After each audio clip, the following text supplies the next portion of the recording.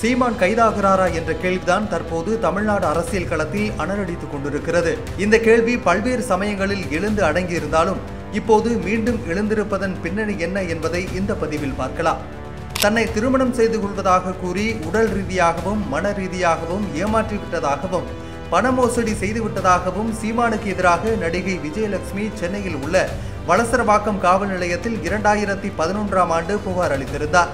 இந்த புகாரை ஏற்றுக்கொண்ட போலீசார் சீமானுக்கு எதிராக பாலியல் துன்புறுத்தலை குறிப்பிடும் IPC 376வது பிரிவு உட்பட பல்வேறு பிரிவுகளின் கீழ் வழக்கு பதிவு செய்தனர். இதையடுத்து 2012ஆம் ஆண்டு சீமான் மீதான வழக்கை திரும்ப பெற விஜயலட்சுமி கோரிக்கை வைத்தபோது விசாரணையில் இருக்கும் புகாரை வாபஸ் பெற முடியாது என போலீசார் மறுத்துவிட்டனர். இந்த நிலையில் தன்னை பலரும் மிரட்டுவதாக கூறி 2020ஆம் ஆண்டு தற்கொலை முயற்சியிலும் இறங்கினார் விஜயலட்சுமி.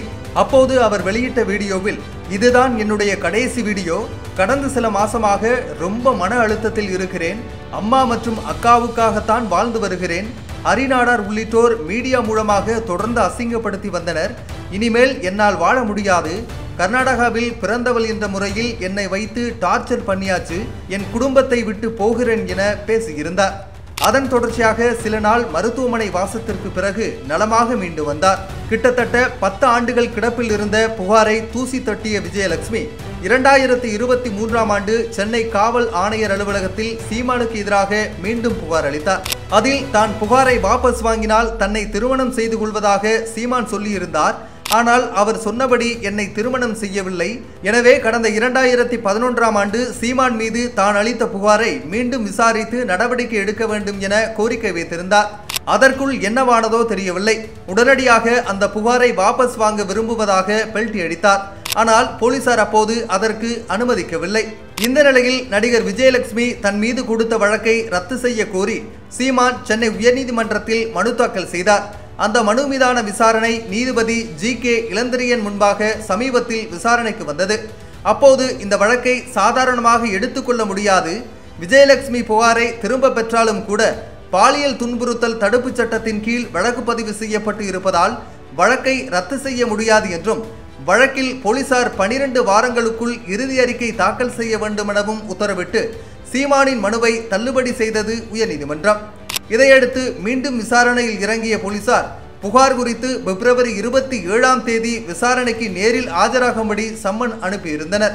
இதையடுத்து பிப்ரவரி 26ஆம் தேதி பெங்களூரில் வசித்து வரும் விஜயலட்சுமியின் வீட்டிற்கே சென்ற வளசரவாக்கம் போலீசார் அவரிடம் சுமார் 6 மணி நேரத்திற்கு மேலாக விசாரணை மேற்கொண்டனர். அப்போது விஜயலட்சுமி தன்னுடைய புகார் குறித்து விரிவாக விளக்கியதோடு வழக்கு குறித்த புதிய ஆதாரங்களையும் போலீசாரிடம் ஒப்படைத்ததாக சொல்லப்படுகிறது.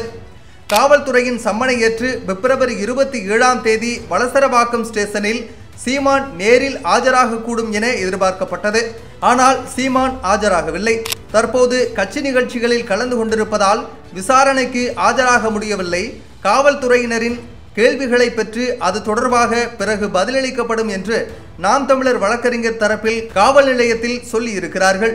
இந்த நிலையில் சீமான் வீட்டில் போலீஸ் தரப்பில் நோட்டீஸ் ஒன்று ஒட்டப்பட்டுள்ளது.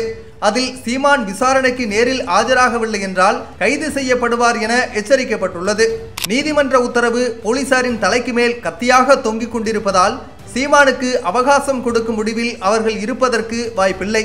எனவே சம்மனை ஏற்று நேரில் ஆஜராகவில்லை என்றால் சீமானை போலீசார் கைது செய்வதற்கே வாய்ப்புகள் அதிகம் என்கிறார்கள். சீமான் கைதாவாரா அல்லது நேரில் ஆஜராவாரா என்ற கேள்விக்கு விடையை எதிர்பார்த்து உங்களைப் போல் நாங்களும் காத்திருக்கிறோம்.